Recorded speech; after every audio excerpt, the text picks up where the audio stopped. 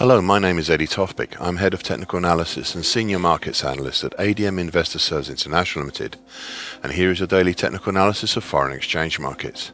I'll start with the euro against the dollar. This market is giving me a headache. You see, there are two core patterns here currently in operation. I've highlighted the relevant trend lines in blue to help visualizing what is going on. We have a possible September to date ascending triangle, currently at 97.86 to 99.63, and a possible September to date bull channel, currently 97.86 again to 101.34. The bull channel could actually be a rising wedge pattern instead, but that is not the real point here. The real issue is this.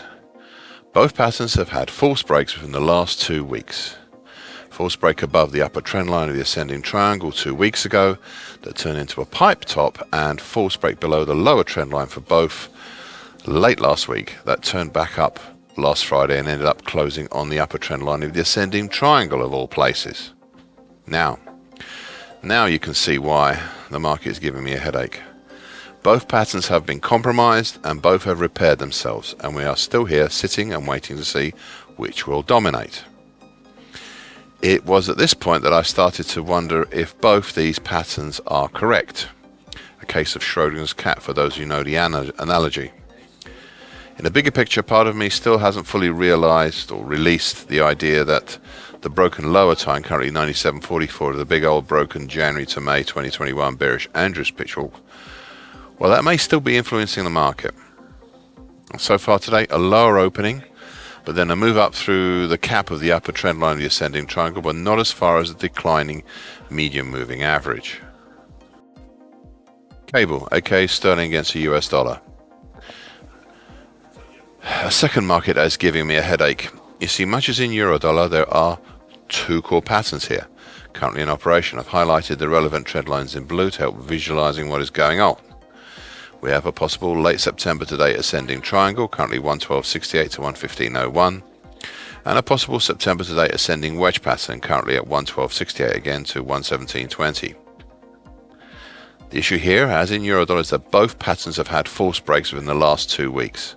A false break above the upper trend line of the ascending triangle 2 weeks ago failed at the upper trend line of the ascending wedge pattern, and just short of the declining medium moving average. That's currently at 116.78. Meanwhile, late last week we had a contrary false break below the lower trend line for both patterns that turned back up last Friday and ended up closing right on the declining short medium moving average, currently 113.63, a vestige of the old broken June to August bearish Andrews pitchfork, which I still haven't let go of. So both patterns have been compromised, and both have repaired themselves, and we're still here sitting and waiting to see which will dominate. Now you can see why I have a headache here. Then, much like Eurodollar, I start wondering if both these patterns are correct. Schrodinger's cat again, for those who know the analogy, in the bigger picture. So far today, a lower opening just above the lower trend line for both patterns, but then a move up over the short medium moving average and the March 2020 low at 114.02. And the October 2016 flash crash at 114.50, though only just. Euro sterling. A weekly key reversal up last week, if only just. Friday saw the market exploit the breach made last Thursday of the recent overhead cap of the April 2021 high at 87.19. But real problems with trying to close over it. The base of yesterday or Friday's action was this time the lesser Fibonacci line at 86.98 and the rising short medium moving average, currently 86.98 also. Prices topped out at some recent congestion from October between 87.69 to 87.80. Beyond that, well, really have nothing much until the 50% Fibonacci line of the March 2020 to March 2022 move at 88.51. Overall, the market has seemingly repaired the break below the lower lower tine, currently at 87.58 of the bullish April to August Andrews pitchfork. As a point to note, it was not the lower tine that repaired the break, but the slightly rising medium moving average below that caused that, currently at 8600.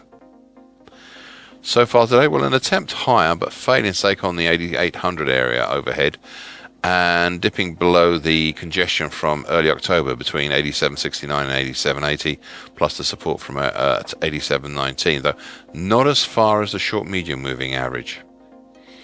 I have a suspicion that we might be trying to see the market here make a daily key reversal down today. Just keep an eye on that one. US dollar against the Indian rupee. A bearish closing long black Mariposa on Friday as the market tried for a second consecutive week to punch down below the September to date ascending expanding wedge pattern, currently 82.97 to 85.30. The close was not as low as the previous weeks, though it was from a greater height, the move, so it will be interesting to see how this develops. There is now light Fibonacci based support at 81.63 with some recent congestion a little lower between 81.45 and 81.50.